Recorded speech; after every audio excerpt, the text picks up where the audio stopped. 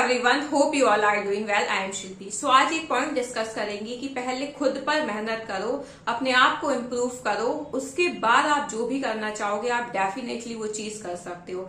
Because हमेशा क्या होता है कि अगर हम कोई भी चीज, सपोज अगर हम एज ए स्टूडेंट हैं या अगर हम कोई जॉब कर रहे हैं, तो हमें सामने का जो सिस्टम है वो गलत लगता है, उसमें हमें कमियां लगती हैं, जबकि ऐसा नहीं है। सबसे पहले हमें सेल्फ एनालाइज करके हमें अपनी चीजें देखनी है कि हम कहाँ गलत हैं। ठीक है, सिस्टम में चीजें होती हैं, गलत होती हैं, लोगों के साथ भी गलत होता है, लेकिन अगर काम को लेके आप शुरू से लेजी रहे हो या आपने शुरू से काम को टाला है, तो यही चीज और यही हैबिट आपको आगे बहुत प्रॉब्लम्स देती है। और फिर ये चीज को हम कहते हैं कि यार ये सिस्टम तो ऐसा है। तो इससे अच्छा है कि आप पहले खुद पर मेहनत करें, आप अपने आप को एनालाइज करके ये देखें कि आप में कहाँ कमी आ रही है, आप कहाँ मेहनत करने से पीछे हो रहे हो, या आप ऐसी कौन सी बात है जो अपने दिमाग पे लेके बैठ जाते हो और उसकी वजह से आप काम नहीं कर पाते।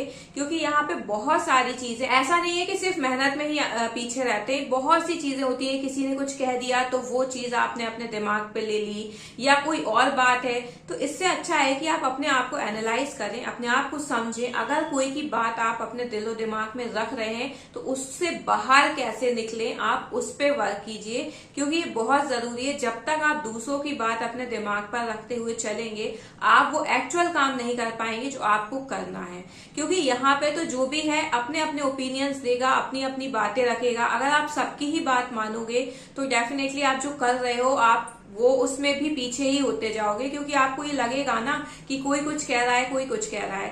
बट द थिंग इज कि जो चीज सही है, मतलब यहाँ मैं एक चीज और क्लियर कर दूं, मैं ये नहीं बोल रही हूँ कि हर काम में ऐसा होता है।